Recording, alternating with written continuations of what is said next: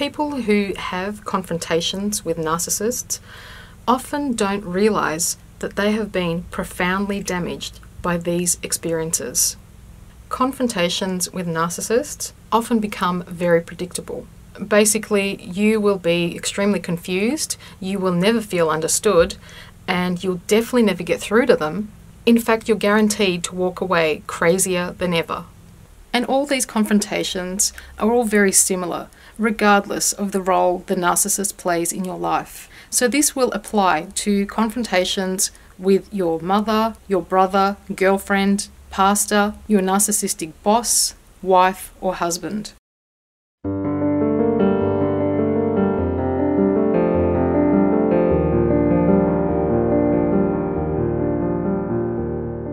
Narcissists tend to recreate history. So what this person told you in the past doesn't seem to match the version of events that they're telling you now. So there's always subtle and slight discrepancies in the details when they repeat their stories.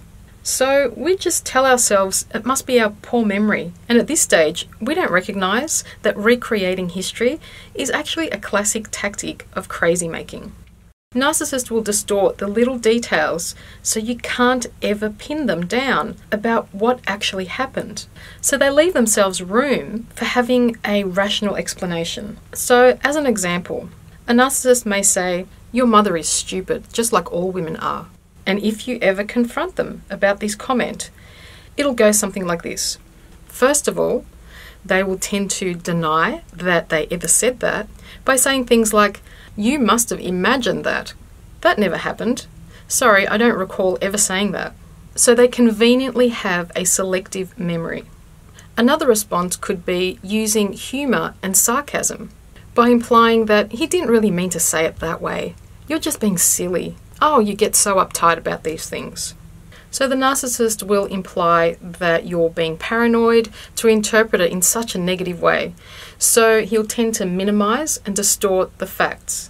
Another common response is using shame, guilt, and denial. How could you be implying that I'm a hurtful person? You know I love your mother, and I would never say such things. So straight away, you feel shamed, you feel extremely guilty, and you walk away feeling so bad that you even confronted the narcissist about this comment that supposedly he or she made, which at this stage, you're questioning whether it even happened at all. So these are all very common crazy-making tactics. Other ways in which narcissists will deal with confrontation is by deflecting responsibility. Remember that time when you called your sister some really nasty names and nobody said anything about that? So this response demonstrates how they deflect or deviate from a subject and avoid taking responsibility for what they said. They may also point blank attack you and fly into a rage, and it escalates from there by saying, "How dare you accuse me of that? You're wrong." Another common response could be, "Well, it seems to me that you're just like your mother." And so this is a ploy to triangulate and to plant little seeds of poison amongst you and another person. Another thing to expect with narcissists when you confront them is the use of distortion. So they will distort and justify and have reasons for their abusive comment or behaviour. Well, your mother needs to know that she's not a smart woman. She never went to university, and that's a fact. Somebody needs to tell her and educate her about how she can be a better wife. And it's not my fault that you see my truthful comment in such a negative way. So you can see that after having these sort of conversations and confrontations repeatedly and consistently with a narcissist, we will feel anxiety, we will feel confusion, there is so much contradiction, nothing resonates, we question our sanity, we question our memory, and we walk away in a general feeling of mistrust. The ending of a confrontation with a narcissist may go something like this. Of course what I'm telling you is the truth, and some people just can't handle the truth.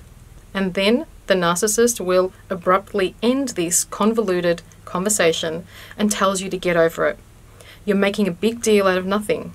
He might even offer you some further words of wisdom by telling you you need to see someone for your mental health issues. This tiny event that you've turned into this huge drama is so unnecessary and a clear indicator of a mental health problem, and then walks away, acting as if nothing ever happened. You should just forget about it, sweep it under the carpet, and let's not discuss it ever again. All the while knowing we will be assessing, replaying, trying to make sense of what just happened for hours, days, and in some cases, weeks, months, and years. This crazy making will cause us to energetically hemorrhage because we are replaying that one event that we can't make sense of and may never get closure for or certainty about. And that's how they continue to pull your strings. It's like these confrontations cause emotional wounds that are left open and we energetically bleed from them for a really long time afterward. And occasionally, if you're still in contact with a narcissist, they will re-trigger those wounds by reminding you of these exchanges, conveniently when it suits them. And they watch for a reaction, an emotional intensity, when your emotions escalate as you react to an event, a confrontation that really traumatized you. A narcissist may also use an illness as justification of their repeated verbal abuse. Oh, I had such a big migraine yesterday. I'm surprised you're bringing this up when you can see how unwell I've been. So unless you realize the game you're enmeshed in with these people, you are continuously still being open to their methods of manipulation. So eventually you recognize that these deviations from truth and from facts are actually done in a very intentional manner. Their aim is to confuse, distort, manipulate, control, and never be held accountable for verbal abusive situations like this, that often are a daily occurrence in narcissistic relationships. They do not care about preserving intimacy or trust. They just want to win. It's a verbal, convoluted competition. Never a win-win, always a win-lose. The outcome of any confrontation with a narcissist, no matter how loving your intention or your attempts to come to some sort of mutual, peaceful resolution, is highly unlikely to happen. They have an obsessive need to control, and they won't allow you to win. And every conversation, and definitely confrontation, when you want to bring up something important to you, always feels like you're going into combat. And even in the face of indisputable evidence, for example, if you recorded or filmed them being abusive, they will continue to deny, distort, and fabricate. Confrontation with a narcissist is like a psychological battlefield. And after a few rounds of this, we just retreat because the drama and the chaos just isn't worth it. And it takes us so much time to restore a glimpse of the inner peace that we had prior to this confrontation. So we hesitate to bring up anything in future again and continue to walk on eggshells. And yes, we all use these methods when we're trying to deal with confrontation or conflict. So of course, we also deny and distort and deflect. However, with narcissists, this behavior is pervasive. It's repetitive. They refuse admitting that the way that they cope with confrontation is very dysfunctional.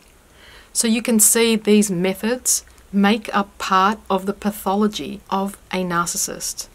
So it's important to grasp the concept of going no contact. And I understand that this is an option for everybody because of legal obligations or young children. However, to preserve your mental health, you need to limit your exposure. Do not disclose anything personal. Keep your sentences brief and to the point. They will scan you for vulnerability. Any emotional response from you will be seen as evidence that they still are able to control you. And when I say any emotional reaction, even if you are angry, even if you are hurt, even if you are joyous, any emotional reaction from you means that they're still able to press your buttons. So indifference and neutrality and being completely unreactive throughout any confrontation with a person like this is really important to remember. If you can get a third party, someone neutral, to relay all messages, preferably a lawyer or an accountant, and be careful if this third party is somehow connected to the narcissist, because they will do their best to manipulate a friend against you. So confrontations with a narcissist should be seen for what they are: dangerous territory where you're leaving yourself open to becoming infected by a destructive virus which can ever so subtly erode your self-worth, self-confidence, health, and sanity. And understanding the nature of these relationships can help us get clarity from the confusion, and it can save us years of unnecessary suffering. So I'll discuss more about this topic in my up-and-coming book, so you can use these insights to manage these toxic situations and accelerate your healing and empowerment.